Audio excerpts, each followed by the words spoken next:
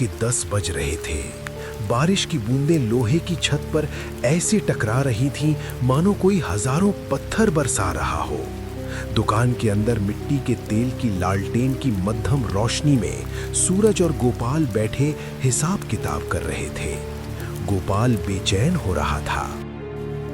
अरे सूरज भैया, अब दुकान बंद करो। रात के 10 बज गए हैं और ये बारिश देख रहे हो, ऐसा लग रहा है मानो आज प्रलय आएगी। छोटी गंडक का पानी पुल के ऊपर से बह रहा होगा। अगर हम अभी नहीं निकले तो घर जाना मुश्किल हो जाएगा। थोड़ा सब्र रख भाई, अभी जरा बिजली के तारों की गणना कर लूं, कल ठेकेदार को बिल देना है। बिजली के तार और बिल? सूरज भैया, ये मौसम नहीं है हिसाब लगाने का। मैं तो डर रहा हूँ कि कहीं रास्ते में कोई जानवर या भूत। गोपाल, तुम अब भी वहीं के वहीं हो। 35 साल के हो गए और बच्चों की तरह डरते हो। हंसो मत भैया, इस गांव में अजीब चीजें होती हैं। पिछले हफ्ते ठाकुर जी की बहू ने बताया कि पुरानी हवेली के पास उन्हें किसी के रोने की आवाज सुनाई दी थी, और आज तो अमावस्या है। गोपाल की बात अभी पूरी भी नहीं हुई थी कि अंधेरे में किसी के भागने की आवाज आई। कीचड़ में पैरों के फिसलने की आवाजें तेजी से नजदीक आ रही थीं। दोनों ने दुकान के बाहर झांका, वहां कोई नहीं था, लेकिन आवाजें बंद नहीं हुई थीं। अचानक एक छाया दुकान के शटर से टकराई और गिर पड़ी। बाबूजी, बाबूजी, दुकान मत बंद करो, मेरे बच्चे को बचा लो बाबूजी, वो मर जाएगा। अरे भाई संभलो, क्या हुआ? कौन मर जाएगा? उठो, पानी पियो पहले। पानी नहीं चाहिए बाबूजी, दवा चाहिए। मेरी बिटिया पिंकी, उसे बहुत तेज बुखार है, उसका शरीर आग की तरह तप रहा है, वो सांस नहीं ले पा रही। अगर उसे अभी दवा नहीं मिली तो मैं लुट जाऊंगा बाबूजी, मेरा वंश खत्म हो जाएगा। ये काका, इतनी रात को, और तुम हो कौन? मैंने तुम्हें पहले कभी इस गांव में नहीं देखा। और सरकारी अस्पताल क्यों नहीं ले गए? अस्पताल बहुत दूर है भैया, पर बीच में नदी उफान पर है, वो रास्ता नहीं बचा। वैद्य जी ने कहा था कि सिर्फ शहर वाली नीली शीशी वाली दवा ही उसे बचा सकती है। लोगों ने कहा सूरज बाबू की दुकान पर सब मिलता है।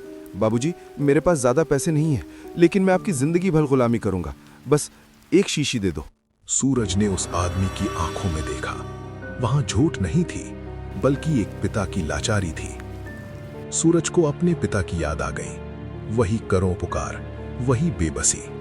गोपाल ने सूरज का हाथ पकड़ा। सूरज भैया, इस पर भरोसा मत करो। देखो, इसके पैरों में चप्पल तक नहीं है, और ये कैसी धोती है, 100 साल पुरानी लगती है। शक्ल भी अजीब है। पक्का ये कोई बहरूपिया है या चोर। इस तूफान में कोई इतनी दूर से नहीं आ सकता। गोपाल, ताला खोलो। क्या पागल हो गए हो क्या भैया? इतनी रात को हम स्टॉक में से वो दवा कैसे ढूंढेंगे? और ये आदमी, मुझे ठीक नहीं लग रहा। ताला खोलो गोपाल, अगर आज दवा के बिना इसका बच्चा मर गया तो मैं खुद को माफ नहीं कर पाऊंगा। नियम इंसान के लिए होते हैं, इंसानियत के लिए नहीं। गोपाल ने बेमन से ताला खोला। सूरज ने अंदर जाकर लालटेन उठाई और दवाइयों के रैक को छानना शुरू किया। 10 मिनट की खोज के बाद उसे वो नीली शीशी मिल गई। उसने साथ में सिरिंज और कुछ गोलियां भी निकाल ली। ये लो काका, इसे अभी आधी पिला देना और बाकी सुबह। और ये गोलियां भी रख लो। लाल शीशी वाली दवा 2 बूंद हर 3 घंटे में पिलाना, समझे? भगवान तुम्हारा भला करे बाबूजी, तुम इंसान नहीं देवता हो। मेरे पास देने को पैसे नहीं हैं, बस ये है।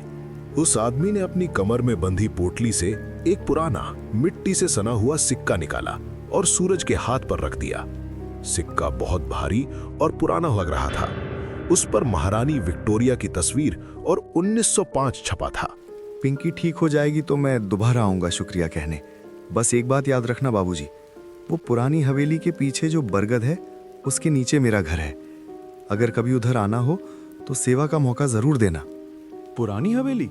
अरे वहां तो कोई नहीं रहता, वहां तो जंगल है और उसके पीछे तो। लेकिन गोपाल की बात पूरी होने से पहले ही वो आदमी दवा की शीशी सीने से लगाकर अंधेरे में दौड़ पड़ा। बारिश की तेज बौछार में वो पलक झपकते ही ओझल हो गया। सूरज भैया, उसने कहा था ना, पुरानी हवेली के पीछे। पुरानी हवेली के पीछे तो शमशान है भाई, वहां कोई नहीं रहता। वो आदमी पागल नहीं था। वो चुप रहो गोपाल, ये सिर्फ एक गरीब आदमी है जो अपनी बेटी के लिए दवा ले गया। कल सुबह मैं खुद जाकर देखूंगा कि पिंकी ठीक है या नहीं। अब चलो घर चलते हैं। तुम नहीं मानोगे, लेकिन ये रात, ये बारिश, ये अमावस्या और वो आदमी, कुछ तो गड़बड़ है। सूरज ने उस पुराने सिक्के को अपनी जेब में रख लिया।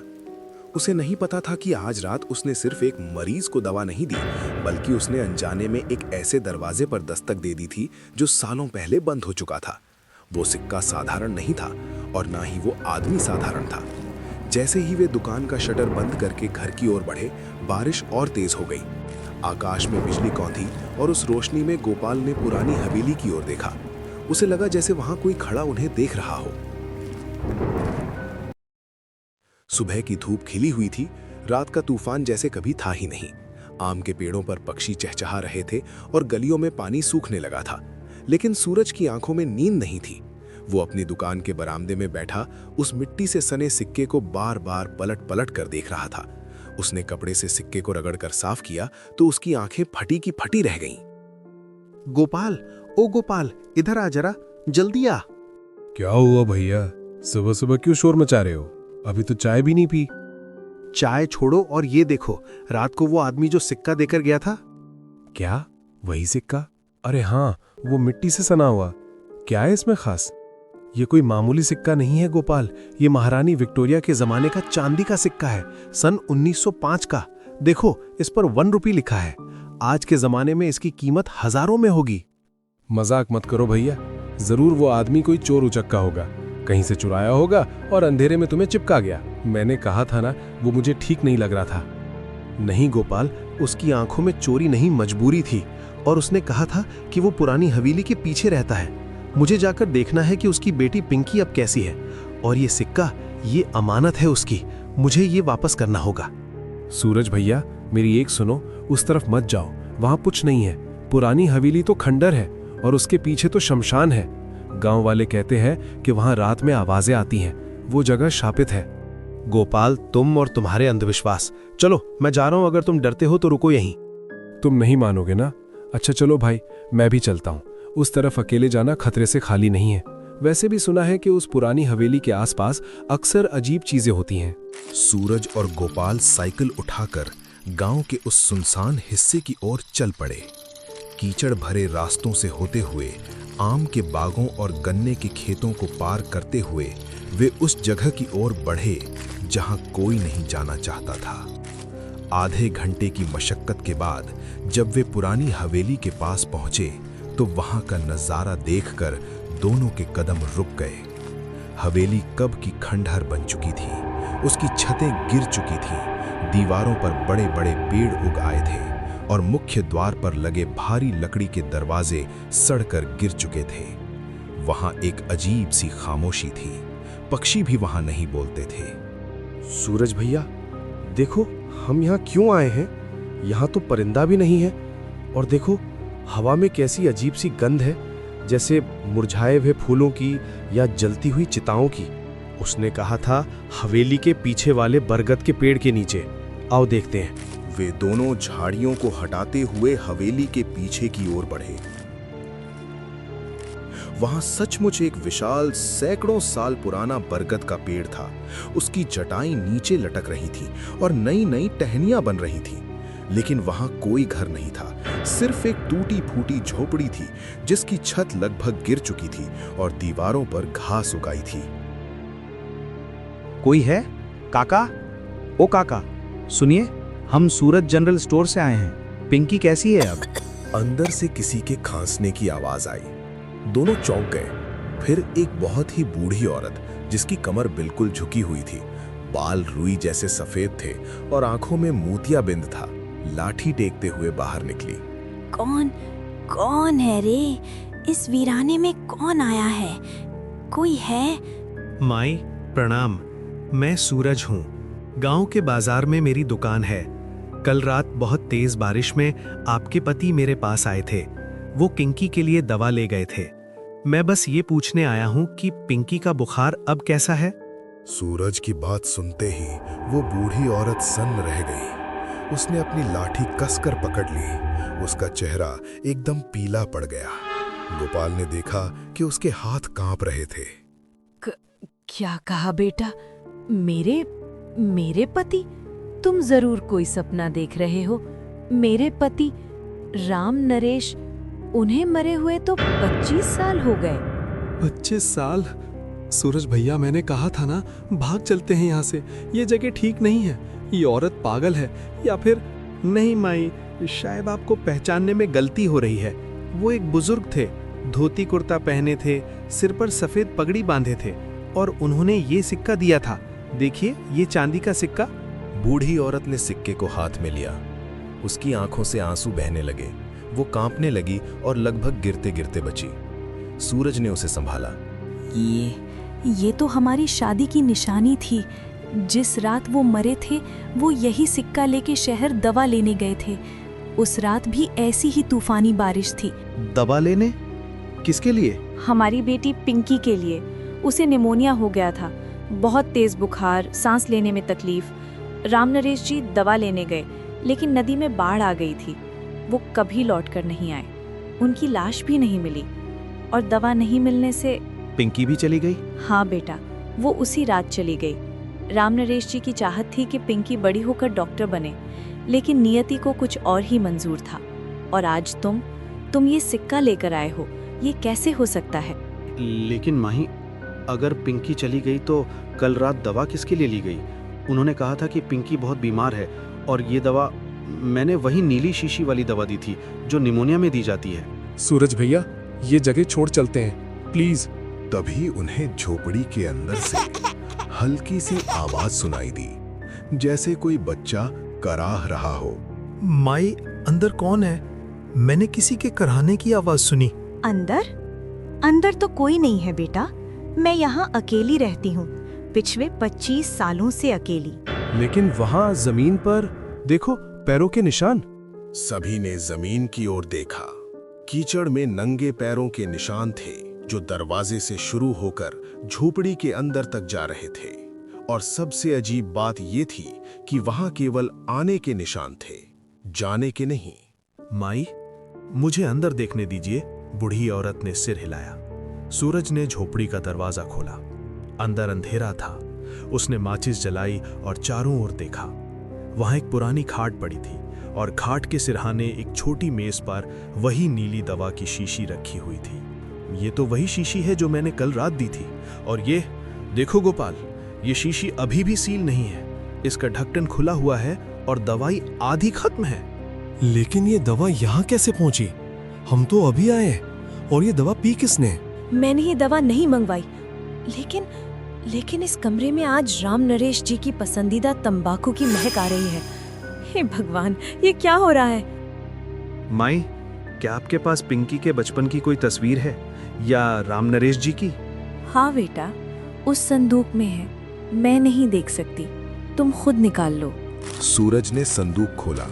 उसमें रखे पुराने कपड़ों और बर्तनों के बीच उसे एक पीली पड़ चुकी तस्वीर मिली। तस्वीर में एक आदमी अपनी गोद में एक बीमार बच्ची को लिए बैठा था। सूरज ने तस्वीर देखी और उसके रोंगटे खड़े हो गए। तस्वीर में जो आदमी था वो हूबहू वही था जो कल रात बारिश में भीगता हुआ उसकी दुकान पर आया था। वही धोती, वही कुर्ता, वही पगड़ी और वही करुण भरी आंखें। हे ईश्वर, मतलब कल रात मैंने एक भूत से बात की थी। उसने 25 साल बाद अपना वादा पूरा किया। मैंने कहा था ना भैया, वो आदमी साधारण नहीं था। लेकिन अगर पिंकी 25 साल पहले मर चुकी है तो ये दवा किसने पी? यही वो सवाल था जिसका जवाब किसी के पास नहीं था। तभी बाहर से किसी के गिरने की आवाज आई, जोरदार धमाका। तीनों चौंक कर बाहर की ओर दौड़े। बरगद के पेड़ के नीचे कोई आदमी कीचड़ में सना हुआ बेसुध पड़ा था। उसने शहरी कपड़े पहने हुए थे, पैंट, शर्ट और कोट, जो अब कीचड़ से सने हुए थे। उसका शरीर बुखार से तप रहा था। वो बेहोशी में कराह रहा था। हे भगवान, ये कौन है? गोपाल, जल्दी आओ, पानी लाओ, ये बेहोश है। भैया देखो तो, ये तो कोई शहर का बड़ा आदमी लगता है। कपड़े देखो महंगे हैं, लेकिन यहाँ इस सुनसान जगह में कैसे आया? कौन है बेटा, कौन है ये? सूरज ने उस आदमी के चेहरे पर से कीचड़ साफ किया। बूढ़ी औरत ने झुककर उसका चेहरा छुआ। उसके हाथ कांपने लगे। वो जोर जोर से रोने लगी। मुन्ना, हे भगवान, ये तो मेरा मुन्ना है, मेरा बेटा मुन्ना। मुन्ना, आंखें खोल बेटा, तुम यहाँ कब आए? माई, ये आपका बेटा है? आपने तो कहा था कि आप अकेली रहती हैं। ये मेरा दूसरा बेटा है, पिंकी से छोटा। पिंकी के मरने के बाद मैंने इसका नाम पिंकी रख दिया था, क्योंकि वो बहुत बीमार रहता था। लेकिन ये बच गया, बड़ा होकर शहर चला गया, नौकरी करता है, बहुत बड़ा आदमी बन गया। लेकिन वो मुझसे मिलने कभी नहीं आता, कभी नहीं। इसे बहुत तेज बुखार है। गोपाल, जल्दी से मेरा बैग उठाओ, मैंने कुछ दवाएं साथ ली थी। गोपाल ने बैग से दवाएं निकाली। सूरज ने मुन्ना को कुछ दवा पिलाई और उसके माथे पर गीला कपड़ा रखा। कुछ देर बाद मुन्ना की आंखें खुली। उसने चारों ओर देखा। माँ तुम, मैं कहाँ हूँ? तू अपने घर में है बेटा, रामनगर में। लेकिन तू यहाँ कैसे आया? तू तो शहर में था ना? माँ, मुझे तुम्हारी बहुत याद आ रही थी। दिवाली पर नहीं आ पाया था, सोचा अमावस्या की छुट्टी में सरप्राइज दूंगा। कल शाम को ही निकला था, लेकिन क्या हुआ मुन्ना भाई? आप यहाँ बेहोश कैसे पड़े थे? बारिश बहुत तेज थी, पुल के पास गाड़ी खराब हो गई, फोन भी नहीं चल रहा था। सोचा पैदल ही शॉर्टकट से जंगल के रास्ते आ जाऊंगा। बचपन में इस रास्ते से कितनी बार आया था, लेकिन क्या आगे क्या हुआ? रास्ता भूल गया। जंगल में घूमता रहा, फिर ये बरगद का पेड़ दिखा। मैं यहाँ आया, मुझे बहुत ठंड लग रही थी, बुखार चढ़ गया, मैं गिर गया। फिर मुझे कुछ याद नहीं। लेकिन मुन्ना भाई, आप गिरे थे बाहर और हमने आपको अंदर खाट पर पाया। आपको अंदर कौन लाया? अंदर? मुझे अंदर? मैं तो बाहर गिरा था। मुझे याद आ रहा है, जब मैं बेहोशी की हालत में था तो मुझे लगा कि कोई आया, उसने मुझे सहारा देकर उठाया। उसके हाथ बहुत ठंडे थे, बर्फ जैसे। उसने मुझे खाट पर लिटाया, मेरे माथे पर गीली पट्टी रखी और फिर उसने मुझे कोई नीली दवा पिलाई। नीली दवा? कैसी नीली दवा? वही दवा जो पिताजी बचपन में पिंकी दीदी के लिए लाए थे। मुझे वो शीशी याद है, नीले कांच की, उस पे सफेद लेबल। सूरज ने मेज पर रखी दवा की शीशी उठाई और मुन्ना को दिखाई। क्या ये वही शीशी है? हाँ, ये वही है, लेकिन ये यहाँ कैसे आई? ये तो पिताजी के साथ बह गई थी। मुन्ना भाई, आपके पिताजी कल रात मेरी दुकान पर आए थे। उन्होंने ये दवा आपके लिए ली थी और ये सिक्का दिया था। सूरज ने वो पुराना सिक्का मुन्ना को दिखाया।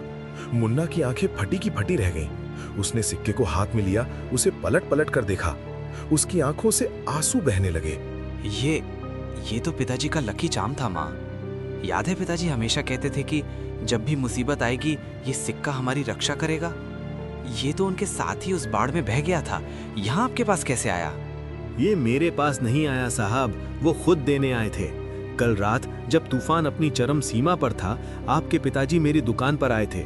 वो भीगे हुए थे, डरे हुए थे, अपनी जान के लिए नहीं, आपकी जान के लिए। उन्होंने कहा था, मेरा वंश खत्म हो जाएगा बाबूजी, मेरा मुन्ना मर जाएगा। लेकिन मैं तो शहर में था, मुझे कुछ नहीं हुआ। भैया, शायद वो 25 साल पहले वाली रात दोहरा रहे थे, जब वो पिंकी के लिए दवा नहीं ला पाए थे। उन्होंने सोचा होगा कि इस बार उनका बेटा न बचे, इसलिए। राम नरेश, तुम अब भी हमारी रक्षा कर रहे हो। 25 साल बाद भी तुमने अपना वादा नहीं तोड़ा।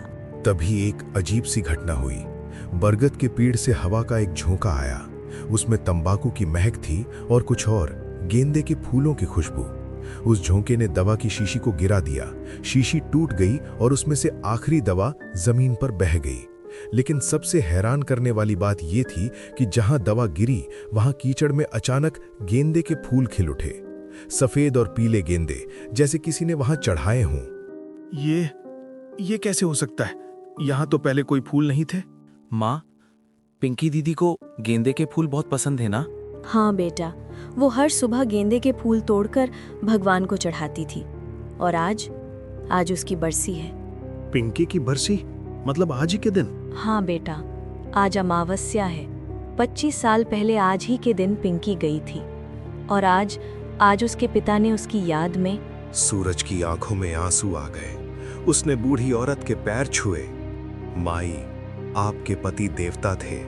उन्होंने मुझे सिखाया कि प्यार की कोई सीमा नहीं होती, न समय की न मौत की। मुझे माफ कर देना राम नरेश बाबू, मैं आपको चोर समझ रहा था। मुझे नहीं पता था कि आप एक महान आत्मा हैं। पिताजी ने आज मेरी जान बचाई। वो नहीं चाहते थे कि उनका बेटा भी पिंकी दीदी की तरह बिना दवा के मरे, लेकिन उन्होंने ये भी दिखा दिया कि वो अब भी हमारे साथ हैं, हर पल। तभी एक और आश्चर्यजनक घटना हुई।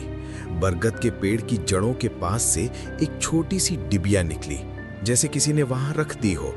मुन्ना ने उसे उठाया और खोला।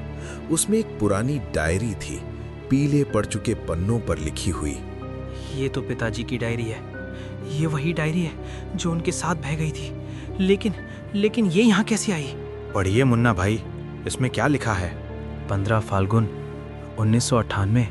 आज पिंकी बहुत बीमार है। डॉक्टर ने कहा है कि नीली शीशी वाली दवा ज़रूरी है। बारिश हो रही है, लेकिन मुझे जाना ही होगा। मेरी बेटी नहीं मर सकती। 16 फाल्गुन 1998। मैं नहीं पहुंच सका। नदी का पानी बहुत तेज था। मैं डूब रहा हूँ। भगवान, मेरी पिंकी को बचा लो। मैं तुमसे वादा करता हूँ, कभी भी किसी भी जन्म में मैं अपनी बेटी को दवा के बिना नहीं मरने दूंगा। 25 साल बाद फिर वही रात, वही बारिश। मेरा बेटा मुन्ना उसी रास्ते से आ रहा है। उसे बुखार हो गया है। इस बार मैं देर नहीं करूंगा। मुझे दवा लेनी ही होगी। सूरज की दुकान पर वो नेक इंसान है, वो मुझे दवा देगा। पिंकी, तुम्हारी याद में मैं तुम्हारे भाई की जान बचाऊंगा।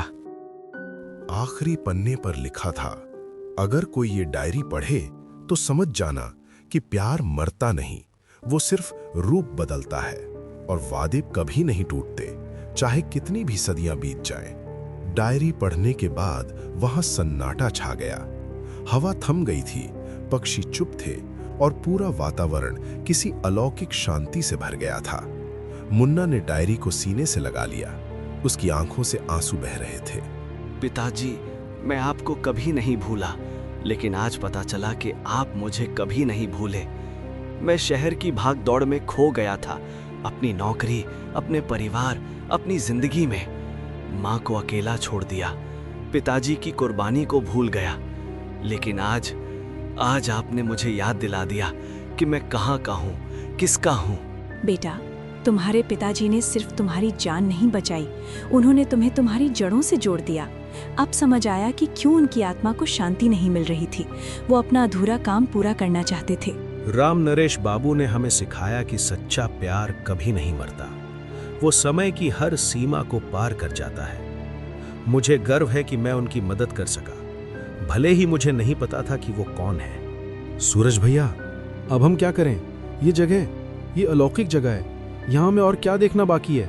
गोपाल, ये कोई डरने की जगह नहीं है, ये प्यार का मंदिर है। यहाँ एक पिता ने अपने बच्चों के लिए मौत को भी हरा दिया। हमें यहाँ आकर सम्मान देना चाहिए। तभी बरगद के पेड़ पर एक अजीब रोशनी दिखाई दी। पहले तो वो एक छोटा सा प्रकाशपुंज था, फिर धीरे धीरे उसने एक आकार लिया। वो कोई और नहीं बल्कि राम नरेश बाबू ही थे। लेकिन अब वो भीगे हुए, डरे हुए नहीं थे। वो शांत, तेजस्वी और मुस्कुराते हुए थे। उन्होंने अपना दाहिना हाथ उठाया, जैसे आशीर्वाद दे रहे हों। मुन्ना, मेरे बेटे, डरो मत। मैं तुम्हें डराने नहीं आया हूँ, मैं तो तुम्हें आशीर्वाद देने आया हूँ। 25 साल पहले मैं तुम्हारी बहन पिंकी को नहीं बचा सका था। उसका दर्द मेरे सीने में हमेशा रहा। मैं तब से भटक रहा था, उस शांति की तलाश में जो मुझे मिलनी चाहिए थी। पिताजी, मैं आपको देख सकता हूँ। क्या ये सपना है? नहीं बेटा, ये सपना नहीं है। ये उस प्यार का प्रकाश है जो मौत को भी मात देता है। जब तुम बीमार पड़े, जब तुम उसी रास्ते से उसी रात आ रहे थे, तो मैं रुक नहीं सका। मुझे अपना वादा पूरा करना था। सूरज बाबू की दुकान ने मेरी मदद की। वो नेक इंसान है। बाबूजी, मैंने तो बस वही किया जो किसी भी इंसान को करना चाहिए। आपने तो अपने बेटे के लिए 25 साल बाद भी वो किया जो कोई नहीं कर सकता। सूरज बेटा, तुम्हारे पिता भी मेरी तरह असमय चले गए थे, लेकिन उन्होंने तुम्हें वो संस्कार डाला जो दुनिया की सबसे बड़ी पूंजी है। तुम हर उस व्यक्ति की मदद करते हो जो तुम्हारे दरवाजे पर आता है। यही सबसे बड़ा धर्म है। राम नरेश की आत्मा ने बूढ़ी औरत की ओर देखा। उनकी आंखों में अपार प्रेम था। मीरा, तुमने 25 साल अकेले बिताए, मुझे मालूम है, लेकिन मैं हर पल तुम्हारे साथ था। जब तुम सुबह उठकर मेरी तस्वीर के सामने दिया जलाती थी, मैं वहां था। जब तुम बारिश की रातों में अकेली रोती थी, मैं तुम्हारे पास बैठा रोता था। लेकिन मैं तुम्हें छू नहीं सकता था, बता नहीं सकता था। आज इस पवित्र रात मुझे वो अवसर मिला। राम नरेश, तुमने मुझे कभी अकेला नहीं छोड़ा। मैं जानती थी कि तुम कहीं न कहीं हो। इसी विश्वास पर मैंने 25 साल बिताए। आज मेरा मुन्ना भी आ गया, मेरा परिवार पूरा हो गया। पिताजी, मुझे माफ कर दीजिए। मैं माँ से मिलने नहीं आता था, अपनी व्यस्तताओं में खो गया था। लेकिन आज से मैं हर महीने आऊँगा और मैं माँ को शहर ले जाऊँगा, उनका इलाज करवाऊँगा, उनकी आंखों की रोशनी वापस लाऊँगा। बेटा, मैं बस यही चाहता था कि तुम अपनी माँ का ख्याल रखो। वो बूढ़ी हो गई है, उसे तुम्हारी जरूरत है। और हाँ, इस बरगद के पेड़ को मत कटने देना। ये हमारे परिवार का प्रतीक है। इसकी जड़ों में मेरा प्यार बसता है। राम नरेश की आत्मा धीरे धीरे प्रकाश में विलीन होने लगी, लेकिन जाने से पहले उन्होंने सूरज की ओर देखा। सूरज, एक आखिरी बात, उस सिक्के को मत बेचना। वो तुम्हारे पास अमानत है। जब कभी तुम्हारी दुकान पर कोई जरूरतमंद आए, उस सिक्के को देखना। ये तुम्हें याद दिलाएगा कि इंसानियत ही सबसे बड़ा धर्म है। ये कहकर राम नरेश की आत्मा प्रकाश में समा गई। उनके जाने के बाद भी वो रोशनी कुछ देर तक बरगद के पेड़ के आसपास बनी रही। फिर धीरे धीरे वो भी विलीन हो गई। लेकिन अब वहां अंधेरा नहीं था। जुगनुओं ने पूरे पेड़ को घेर लिया था, जैसे उनकी रोशनी से राम नरेश बाबू की आत्मा को श्रद्धांजलि दे रहे हों। उस रात के बाद से रामनगर में बहुत कुछ बदल गया। सुबह हुई तो पूरा गांव धूप से नहाया हुआ था। पक्षी गा रहे थे, खेतों में फसलें लहलहा रही थी, मानो प्रकृति भी राहत की सांस ले रही हो। लेकिन सबसे बड़ा बदलाव उन लोगों के दिलों में आया था जिन्होंने वो अलौकिक घटना देखी थी। अगले दिन मुन्ना ने अपनी मां को शहर ले जाने का फैसला किया, लेकिन जाने से पहले वो सूरज की दुकान पर आया। उसके साथ गांव के कई लोग भी थे। सूरज अपनी दुकान पर बैठा था, उसी पुराने सिक्के को देख रहा था। सूरज भाई, नमस्ते। अरे मुन्ना भाई, आप आइए आइए। माई कैसी है? माँ ठीक है। आपकी दवा की बदौलत मेरा बुखार भी उतर गया। आज मैं माँ को लेकर शहर जा रहा हूँ, उनका इलाज करवाऊंगा। लेकिन जाने से पहले आपको धन्यवाद देना चाहता हूँ। धन्यवाद मुझे मत दीजिए, धन्यवाद दीजिए अपने पिताजी को। उन्होंने ये सब कर दिखाया। सूरज भाई, मैंने तय किया है कि मैं गांव में एक छोटा सा अस्पताल बनवाऊंगा, पिताजी की याद में, राम नरेश मेमोरियल हॉस्पिटल, ताकि किसी को भी बारिश या तूफान में दवा के लिए भटकना ना पड़े। और आप उसके मैनेजर होंगे। क्या? ये बहुत बड़ी बात है मुन्ना भाई। मैं तो बस एक छोटा सा दुकानदार हूँ। आप सिर्फ दुकानदार नहीं है सूरज भाई, आप इंसान हैं, असली इंसान। और इसीलिए मैं चाहता हूँ कि आप इस अस्पताल को चलाएं। गांव की हर जरूरतमंद को मुफ्त दवा मिलेगी, और ये सब पिताजी की प्रेरणा से होगा। गोपाल, जो अब तक चुपचाप सुन रहा था, आगे बढ़ा। सूरज भैया, ये कोई और नहीं बल्कि राम नरेश बाबू का आशीर्वाद है। उन्होंने आपको चुना था इस काम के लिए। मुझे माफ कर देना कि मैं उन पर शक कर रहा था। कोई बात नहीं गोपाल, डर इंसानी फितरत है, लेकिन जो सीखा है उसे कभी मत भूलना। मुन्ना ने अपनी जेब से एक चेक निकाला और सूरज को दिया। सूरज भाई, ये अस्पताल के लिए पहली किश्त है, बाकी का इंतजाम मैं करूंगा। बस आप इसे सच्ची लगन से चलाना। ये तो बहुत बड़ी रकम है मुन्ना भाई। मैं कोई महतू नहीं, आपने मेरे पिताजी की आत्मा को शांति दी, ये उसी का प्रतिफल है। और हाँ, वो सिक्का वो आपके पास ही रहे। वो आपको हमेशा याद दिलाएगा कि प्यार कभी नहीं मरता। कुछ महीने बाद रामनगर में राम नरेश मेमोरियल हॉस्पिटल खुल गया। सूरज उसके प्रबंधक बने, गोपाल उनके सहायक। अस्पताल के पीछे एक कोने में वही बरगद का पेड़ था। उसकी छांव में एक छोटी सी बेंच रखी गई। वहां हर दिन सुबह सूरज और गोपाल कुछ पल बैठते और राम नरेश बाबू को याद करते।